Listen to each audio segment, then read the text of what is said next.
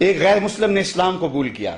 اس سے پوچھا گیا اسلام کی کس قدر نے تجھے متاثر کیا؟ اس نے کہا صرف ایک واقعہ میری ہدایت کا سبب بن گیا. اس نے کہا کہ کیا واقعہ؟ کہا ایک دن مجلس حضور کی لگی تھی، لوگوں کا ہجوم تھا. ایک شخص اٹھ کے کھڑا ہوا، حضور میرا بیٹا کئی دنوں سے گم ہے، مل نہیں رہا، آپ دعا کر دیں مل جائے.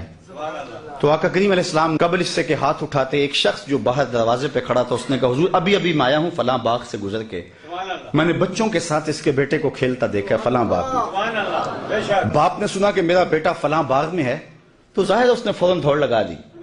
تو آقا کریم علیہ السلام نے فرمایا اسے بلایا گیا. کہا بہت جلدی ہے؟ جی حضور آپ جانتے ہیں کئی دنوں سے بچھڑا ہوں، اس کی ماں الگ تڑپ رہی ہے، میں الگ بے چین ہوں، کئی دن سے کھایا کچھ نہیں، جب خبر ملی ہے تو بہت جلد بچے سے ملنا چاہتا ہوں. فرمایا ضرور جاؤ، میں روکتا نہیں، روکنے کے لیے بلایا بھی نہیں، لیکن تمہیں بلانے کا بھی ایک مقصد تھا. جی حضور ارشاد فرمائیے. فرمایا جب باغ کنارے جاؤ بچوں کے ساتھ اس بچے کو کھیلتا دیکھو، تمہارے بیٹے کو جب تم کھیلتا پالو تو اسے بیٹا بیٹا کہہ کے آوازیں نہ دینے لگ جانا، جو نام رکھا اس نام سے پکارنا.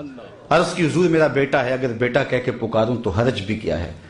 فرمایا تم کئی دنوں سے بچھڑے ہو، تمہارے لہجے میں بلا کا رس ہوگا اور تم نہیں جانتے، ہو سکتا ہے کھیلنے والوں میں کوئی یتیم بھی کھیل رہا ہو، اور جب تم اپنے بیٹے کو بیٹا کہہ کے پکارو گے اس کا کلیجہ تڑپ جائے گا، کاش آج میرا باپ ہوتا تو مجھے بھی بیٹا کہہ کے پکارا. تو کہا یہ شوق گھر جا کے پورا کر لینا، یہ شوق گھر جا کے پورا کر لینا، اس کے سامنے اپنے بیٹے کو بھی بیٹا کہہ کے نہیں پکارنا. یہ اسلام کا دیا ہوا دین ہے. غریب کے سامنے اپنی دولت کی نمائش نہیں کرنی، بیوہ کے سامنے اپنی بیوی سے پیار نہیں کرنا، بلکہ میرے حضور نے یہاں تک ارشاد فرمایا اپنے گوشت کی خوشبو سے غریب ہمسائے کو تکلیف نہیں دینی.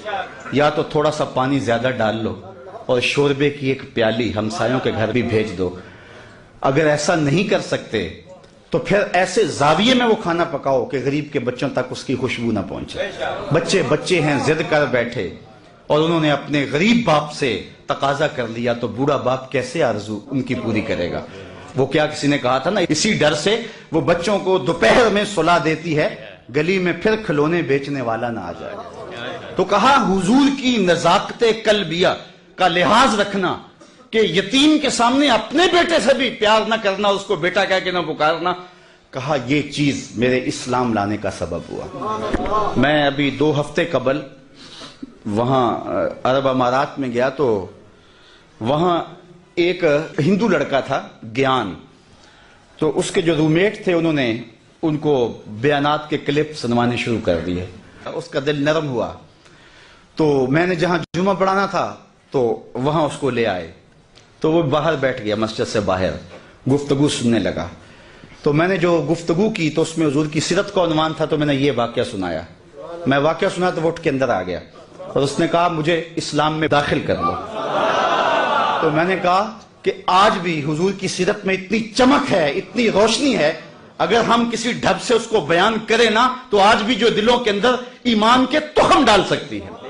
تو اقبال کہتا ہے کہ حضور کی سیرت بیان کرو، اس میں تمہاری اولاد کے سینے میں حضور کا پیار پیدا ہوگا.